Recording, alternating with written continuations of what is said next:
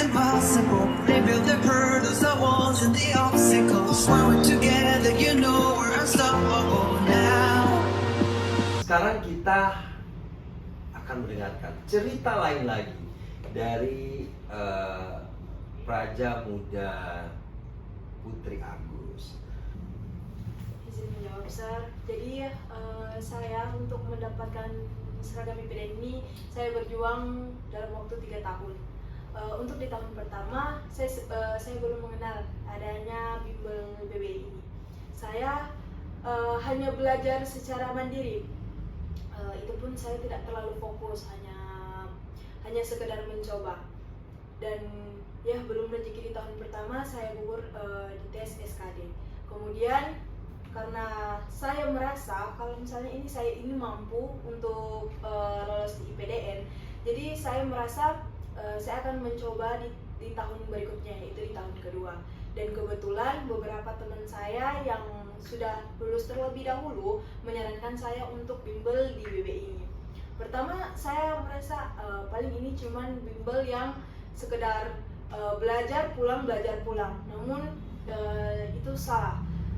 Di sini saya bimbel selama 2 tahun, di tahun kedua dan di tahun ketiga. Di tahun kedua itu saya masih sekedar belajar dan pulang.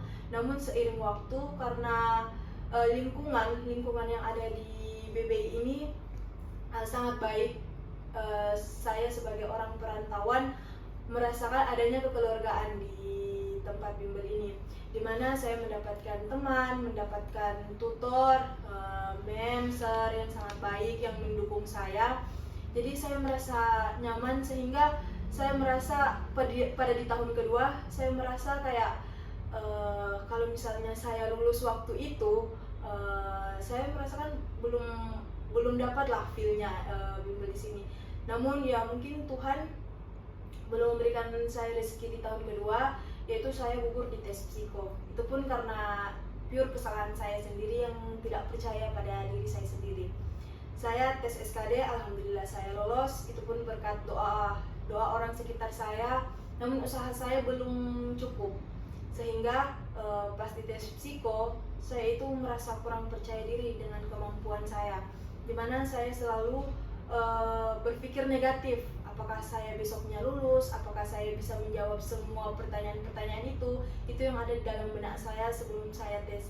Sehingga pada saat saya tes, itu hancur semua apa yang sudah saya pelajari di sebelumnya. Padahal dukungan dari orang sekitar saya, termasuk di lingkungan BB ini sangat-sangatlah banyak yang saya sia-siakan sebenarnya di tahun kedua.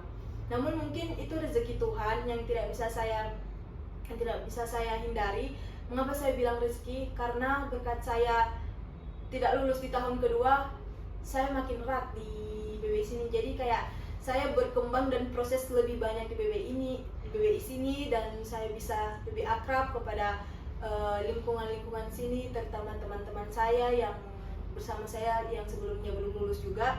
Saya lebih akrab, beserta juga tutor-tutor di sini, apalagi Sir Mike sendiri yang selalu membimbing saya dari tahun ke tahun, yang selalu memberi saya semangat, yang mungkin orang lain meremehkan saya kayak kenapa harus IPDN kalau misalnya bisa kuliah biasa, atau kenapa tidak daftar di TNI polisi atau sebagainya. Ya karena kembali lagi kemauan saya di IPDN, dan saya diyakinkan oleh orang-orang di sini, orang-orang di BBI sini, bahwa saya itu bisa melewati semuanya. Jadi saya mengejar kembali di tahun ketiga. Nah di tahun ketiga saya rasa memang perjuangan saya sangat luar biasa, karena saya memang mengejar cita-cita saya, dimana mungkin orang-orang lain yang melihat saya kayak wah ambis banget, atau sampai-sampai Sir Mike sendiri kadangkala menyuruh saya untuk istirahat karena mungkin terlalu banyak belajar. Tapi karena di sisi lain saya merasa kayak saya ini sudah 3 tahun mendaftar, teman-teman saya sudah lulus semua, sisa saya di sini, saya juga yang paling tua. Jadi saya merasa minder dengan diri saya sendiri jika saya tidak lulus lagi. Jadi saya memang betul-betul mengejar cita-cita saya. Saya setiap hari berkonsultasi sama Sir Mike bagaimana saya ini ke depan depannya, bagaimana perkembangan saya dalam belajar di kelas. Dan ternyata Sang Baik sendiri mendukung dan memberi saya selalu motivasi-motivasi yang membuat saya rasa bangga pada diri saya sendiri bahwa ternyata saya bisa berproses dengan lingkungan saya di sini. Nah, akhirnya pada tahun ketiga, alhamdulillah saya lolos, saya bisa melewati tes-tes itu semua, dan alhamdulillah di tahun 2024 ini saya sudah naik tingkat jadi sebagai praja muda, dan saya bisa kembali ke sini sudah tidak memakai pakaian biasa lagi, tetapi memakai seragam yang 3 tahun saya kejar dengan ditemani dengan orang-orang di BBI sini. Gitu. Oke, terima kasih. Jadi mungkin di kegiatan ini atau di channel ini mungkin pelajaran juga bagi kalian nanti akan mengembangkan karir. Sebelum kita percaya diri, kita itu harus penerimaan diri dulu. Jadi ada psikologi itu ada variabel namanya penerimaan diri. Kalau kita bisa menerima diri kita bisa percaya diri. Kalau kita bisa percaya diri, kita bisa percaya orang lain. Setiap manusia itu punya namanya defense mechanism. Jadi ketika ada orang, ada stimulus yang datang ke kita nggak bisa tolak gitu. Kita harus bisa terima gitu. Nah, ini mungkin ke karir kalian nanti, bahwa ini adalah pembelajaran ketika proses kalian belajar. Mungkin kemarin waktu Putri, kadang-kadang Putri ini udah jam 12, saya sudah mau istirahat. Saya sih istirahatnya jam 3, tapi kan saya mengingat, karena saya orang psikologi, tahu di mana batas kita bekerja otak kita. Jadi kita selalu meng-create bagaimana program itu berjalan, tetapi tidak boleh melelahkan gitu ya. Karena di sekolah namanya kita juga pengukuran burnout, kelelahan. Ya, kelelahan itu macam-macam, kelelahan akademik, kelelahan fisik, kelelahan mental dan sebagainya. Jadi itu memang harus betul-betul dia seimbang, balance. Nah, kalau balance kita well-being gitu. Jadi banyak hal sebenarnya. Nah, itu untuk apa? Supaya kamu tuh besok oksigen kamu akan cukup untuk kamu belajar gitu ya. Jadi pelajaran juga buat adik-adik sementara berjuang. Gak gunanya kalau mati-matian belajar tapi kita tidak punya visi gitu ya. Cukup belajarnya itu ada batasnya ya. Batasnya paling ini jam 11, 12. Karena kita butuh istirahat, kita butuh proses untuk having fun gitu. Jadi itu sudah mereka rasakan gitu. Makanya saya bilang kalau untuk bersaksi di sini kalian belum tahu yang berapa banyak air mata gitu yang hadir di sini gitu. Nah, Putri luar biasa, berjuang 3 tahun ya. Mungkin bagi kalian yang masih berjuang, nggak ada apa-apanya, baru kemarin SKD aja jatuh terus sudah nangis, saya udah stres gitu. Dan mungkin stres itu juga kita harus terima. Nah, mungkin juga pelajaran sekali lagi bahwa emosi itu harus dikeluarkan ya.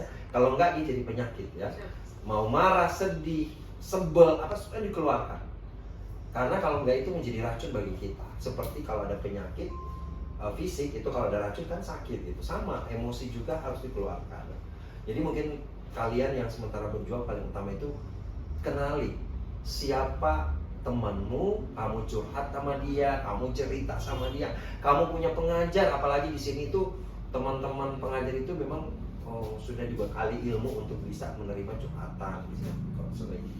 Ya, itu juga belajar buat kalian. Jadi bukan cuma soal belajar gitu. Untuk saya bukan cuma soal belajar, tapi soal bagaimana mental terasa, ya.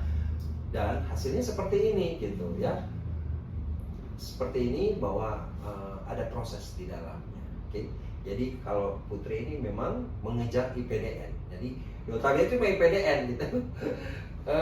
Saya ingat sekali di belakang situ mau belajar, dan mereka beberapa, dan ada beberapa orang yang saya juga tegur, tapi alhamdulillah Putrinya berubah ya, mengikuti saran saya. Tapi yang lainnya itu tidak berubah. Akhirnya apa? Hasilnya ya seperti itu. Tapi di tahun ketiga sekarang mereka berubah gitu. Akhirnya alhamdulillah itu, karena psikologi ini, aspek ini psikologi itu penting. Itu ya, yang mengendalikan seluruh proses kita berpikir itu karena emosi. Ya, jadi teman asal saya membengkak emosi kita adalah pikiran gitu. Ya. Cukup Anda yakin saja bahwa Anda bisa gitu. Kalau Anda bisa, pasti Anda akan cari bagaimana caranya untuk bisa menjadi yang terbaik.